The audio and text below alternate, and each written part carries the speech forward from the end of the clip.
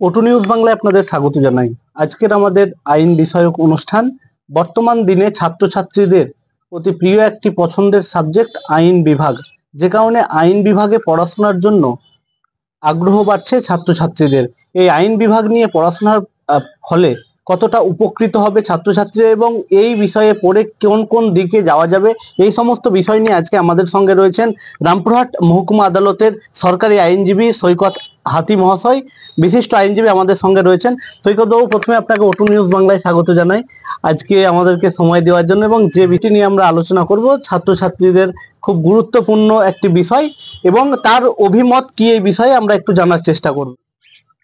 প্রথম কথা কি যে এরকম একটা বিষয়ে আপনাদের আগ্রহ দেখে সত্যি আমার খুব ভালো লাগছে, এবং সর্বোপরি যে আমাকে আপনাদের এই প্ল্যাটফর্মে আমার যে মত প্রকাশের বা একটা সুযোগ পাচ্ছি তার জন্য আমি সত্যিই খুব গর্বিত বা আপ্লুত। তো ধন্যবাদ। প্রথমেই যে প্রশ্নটা আপনাকে রাখবো, যে ছাত্রছাত্রীদের মধ্যে এখন ল বা আইন বিভাগে পড়াশোনার ঝুঁকি বাড়ছে, কতটা অ্যাডভান্টেজ পাবে?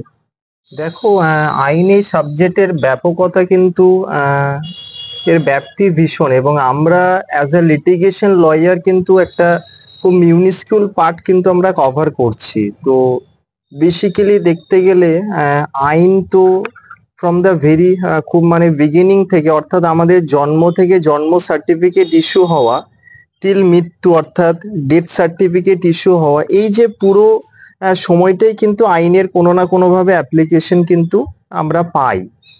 তো আরো যদি অন্যভাবে বলতে হয় যে আইন কিন্তু আমাদের ডিসিপ্লিন করে, মানে এই সেন্সে কি মানুষের সাথে মানুষের সম্পর্ক কিরকম হবে, শুধু মানুষের সাথে মানুষের সম্পর্ক না, তো মানুষের সাথে প্রকৃতির রিলেশন, অর্থাৎ প্রকৃতির প্রতি মানুষের দায়বদ্ধতা, এবং যেটা পশু সমাজ তাদের প্রতি মানুষের দায়বদ্ধতা অর্থাৎ রিলেশন, টেকনোলজির সাথে মানুষের রিলেশন। তো এই পুরো জিনিসটা কিন্তু আইন কন্ট্রোল করে, অর্থাৎ যত টেকনোলজির ইন্টারভেনশন আসবে তো আইনের তত অ্যাপ্লিকেশন বাড়বে। এর বাইরেও যদি আমরা বলতে চাই, খুব ইন্টারেস্টিং কি রিসেন্ট কিন্তু স্পেস নিয়ে একটা চর্চা ইদানিংকালে খুব লক্ষ্য করা যাচ্ছে। তো স্পেস ল বলে একটা নতুন সাবজেক্টও ইন্ট্রোডিউস হয়েছে, অর্থাৎ স্পেসে কিভাবে কি মানুষ সেখানে টেকনোলজির অ্যাপ্লিকেশন করবে, সেখানেও কিন্তু আইনের একটা স্কোপ কিন্তু থেকেই যায়। তো লিটিগেশন লয়ারের বাইরেও কমার্শিয়াল লয়ার আছে, তো কর্পোরেট লয়ার আছে, তো ফিল্ডে অনেক অপরচুনিটি আছে। তো এরপর অপরচুনিটিটা আমরা কিভাবে অ্যাভেল করতে পারবো বা আমাদের পার্সপেক্টিভটা কি, তার উপর নির্ভর করছে। তো আইনের ব্যাপ্তি ভীষণ, তো এক্সপোজারের সুযোগও অনেক। তো এটুকু তো বলাই যায় যে এনকারেজ হওয়ারই জায়গা সবসময়। তো এই ফিল্ডে এনাফ অপরচুনিটি আছে এই মুহূর্তে, এটা বলাই যায়।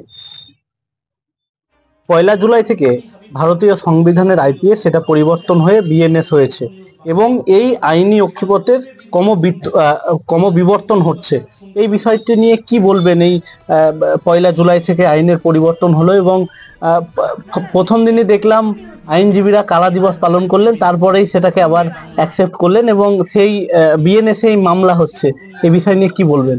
অ্যাকচুয়ালি মানে আমরা একটা খুব সুন্দর সময়ে দাঁড়িয়ে প্রোগ্রামটা করছি বলে এটা একটা খুব ইন্টারেস্টিং টপিক হয়ে দাঁড়িয়েছে আজকের মুহূর্তে। তো অ্যাকচুয়ালি যে আইনগুলো ইন্ট্রোডাকশন করা হয়েছিল সেটা হচ্ছে ব্রিটিশ পিরিয়ডে সেই আইনগুলো এসেছিল। তো সেই সময় থেকে আজকে যদি আমরা দেখি যে অনেকটা সময় আমরা অতিক্রম করে ফেলেছি, এবং মানুষের চিন্তা ভাবনা বা সামাজিক পটভূমি কিন্তু অনেকাংশে চেঞ্জ হয়েছে। সুতরাং সেই আইনগুলোর প্রয়োজনীয়তাও কিন্তু অনেক ক্ষেত্রে পরিবর্তন হওয়া দরকার, এবং সেই চিন্তা ভাবনা মাথায় রেখেই কিন্তু আমাদের নতুন 3টে আইন ইন্ট্রোডিউস হয়েছে। যে মানে যখন যে আইন করা হয় তখন অনেক কিছু বিষয়, যেমন এখন মোবাইল বা ইন্টারনেট বা আরো নানান কিছু জিনিস এই সময়ের সঙ্গে তাল মিলিয়ে সেইগুলোকে আপডেট করা হয়েছে। অ্যাকচুয়ালি বর্তমান দিনে চাহিদা, সেই চাহিদাটাকে মাথায় রেখেই কিন্তু আইনের ইন্ট্রোডাকশনের প্রয়োজনীয়তা বা পরিবর্তনটা তৈরি হয়েছে। আর পরিবর্তন হচ্ছে ইনএভিটেবল, মানে প্রতি মুহূর্তেই পরিবর্তন হবে। তো এখন যেটা হয়েছে যে তিনটে যেটা বিএনএস অর্থাৎ ভারতীয় ন্যায় সংহিতা, ভারতীয় বিএনএসএস ভারতীয় নাগরিক সুরক্ষা সংহিতা এবং ভারতীয় সাক্ষ্য অধিনিয়ম, এই তিনটে আইন ইন্ট্রোডাকশন হয়েছে। তো আমরা যদি দেখি যে ট্র্যাডিশনাল যেটা আমাদের আইনের যেটা অ্যাপ্লিকেশন বা প্রসিজিওর এবং বর্তমান যেটা আইনের অ্যাপ্লিকেশনের কিন্তু অনেকটা পরিবর্তন লক্ষ্য করা যাচ্ছে। যেমন কি রকম যে একটা ইনফিউশন বা টেকনোলজির সাথে একটা ইন্টারপ্লে, মানে আইন এবং টেকনোলজির একটা অদ্ভুত সহাবস্থান কিন্তু আমরা লক্ষ্য করছি। এবং এর ফলে কি হচ্ছে, সুবিধা যে মানুষের এই জাস্টিসের অ্যাক্সেসিবিলিটি জায়গাটা অনেক বাড়ছে। তো কি রকম না, বিভিন্ন রকমের ইউজার ফ্রেন্ডলি অ্যাপস যখন ডেভেলপ করা হচ্ছে, মানুষ এই অ্যাপসের মাধ্যমে সহজেই বিভিন্ন রকম কোড রিলেটেড ইনফরমেশন পাচ্ছে। এবং রিসেন্ট যতটুকু আমার জানা আছে কি একটা অ্যাপস নিয়ে মানে জাস্ট চলছে কথাবার্তা কি, যে অ্যাকচুয়ালি হ্যাঁ মানুষ কিন্তু সেই অ্যাপসটার ইনস্টল করলে যে কেসের ইনফরমেশন গুলো তাকে ইন্টিমেট করে দেবে যে কোন সময় তার কেস আছে বা কি এই ধরনের, এটা আচ্ছা, নিয়ে এটাকে আর্টিফিশিয়াল ইন্টেলিজেন্স এর হ্যাঁ আওতায় পড়ছে? অফকোর্স। তো আর্টিফিশিয়াল ইন্টেলিজেন্স ছাড়া এগুলো সম্ভব নয়। আর মোরওভার যেটা হচ্ছে কি, একটা আমাদের যেটা কনসেপ্ট ছিল যে সব সময় কোর্টে গিয়ে ফিজিক্যালি কনগ্রিগেট হয়ে আমাদের ডিসপিউট রেজলিউশন করার মতো যে ভাবনাটা, আমার মনে হয় এই ভাবনাটাও কিন্তু পরিবর্তন হতে চলেছে। কারণ লো ভ্যালু যে লিটিগেশন গুলো সেগুলো হয়তো আউটসাইড কোর্টেই সেটেল হওয়ার সম্ভাবনা, বা এখন যেটা ভিডিও কনফারেন্সিং এর মাধ্যমে সাক্ষী নেওয়া, সেখানে কিন্তু আমাকে কোর্টে যেতে হচ্ছে না। তো এই জিনিসগুলো ইন্ট্রোডাকশন হচ্ছে ভালো, অর্থাৎ এই প্রসেসের মধ্যে একটা গতি আসবে এবং সর্বোপরি সাধারণ মানুষ যারা লিটিগেন্ট পাবলিক অবশ্যই এর বেনিফিটটা পাবে বলে এটা আশা করা যায়। তো অবশ্যই একটা বিবর্তন হচ্ছে এবং বিবর্তনটা হয়তো মানুষের ভালোর জন্যই হচ্ছে। এবং ডিজিটাল এভিডেন্স বা টেকনোলজির অ্যাপ্লিকেশনের দিকে কিন্তু ভীষণ জোর দেওয়া ডিজিটালাইজেশন হচ্ছে। হচ্ছে। একদম একদম। এবং ইভেন তো ইন ফিউচার হয়তো জুডিশিয়ারি পেপারলেসও হবে এরকম আমাদের আশা, বা সেই দিকেই এগোচ্ছে আর কি পুরো প্রসেসটা। তো দেখা যাক, আরো সময়ের সাথে সাথে আমরা এটার এফেক্টটা বুঝতে পারবো। একজন লয়ারের গ্রেটেস্ট অ্যাসেট কি? তো এটা একটা প্রফেশন, তো being a part of profession আমরা বলতে পারি যে বিশ্বাসযোগ্যতা অর্থাৎ ক্রেডিবিলিটি, তারপর হচ্ছে ট্রাস্ট, মানে ক্লায়েন্টের কাছে ট্রাস্ট ফ্যাক্টরটা খুব কাজ করে। তো তার সাথে হচ্ছে রেপুটেশন। তো এই জিনিসগুলো হচ্ছে মানে মনিটারি কনসিডারেশনের বাইরেও এগুলো কিন্তু লয়ারের একটা বিশাল অ্যাসেট, এবং যে জায়গাটা টিল এন্ড পর্যন্ত এনক্যাশ করার একটা সুযোগ থাকে। তো আমার মনে হয় এগুলোই হচ্ছে একজন লয়ারের অ্যাসেট হওয়া দরকার।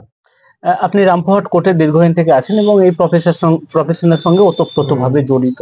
যারা নতুন জেনারেশন ল কমপ্লিট করে আসছে এবং কোর্টে কাজে যুক্ত হচ্ছে, তারা এই প্রফেশনটাতে প্র্যাকটিক্যাল ভাবে কিভাবে নেবে বা কিভাবে করলে তারা বেটার থেকে বেস্ট জায়গায় পৌঁছবে?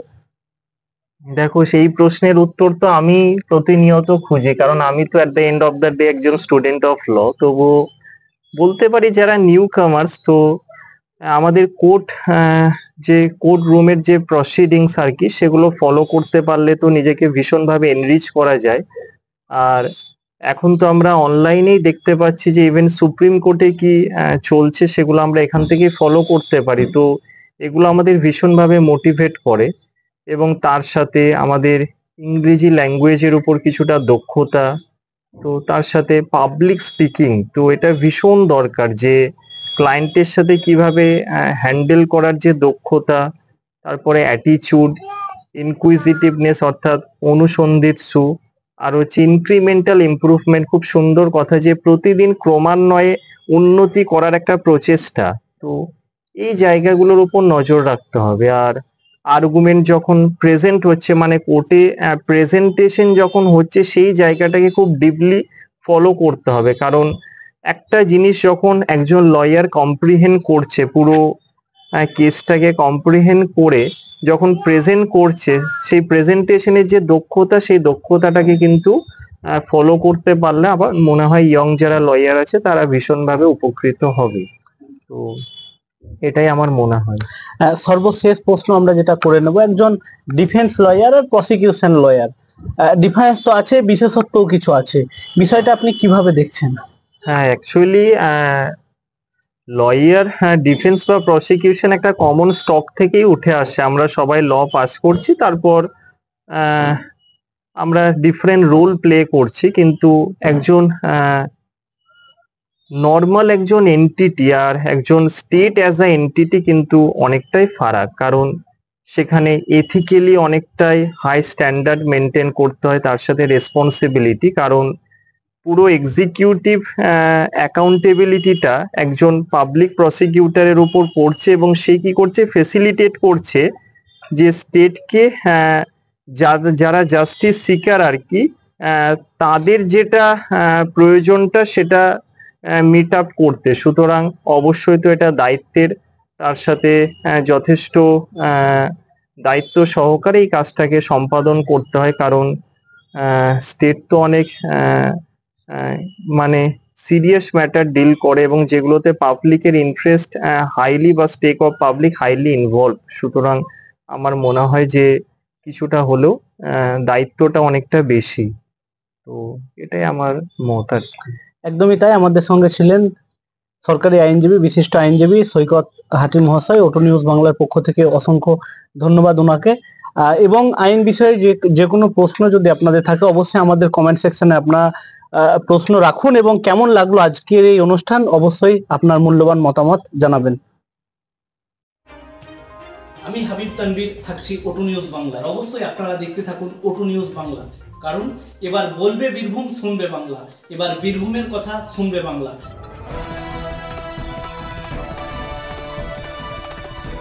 আপনারা দেখছেন অটো নিউজ বাংলা, এবার বলবে বীরভূম, শুনবে বাংলা।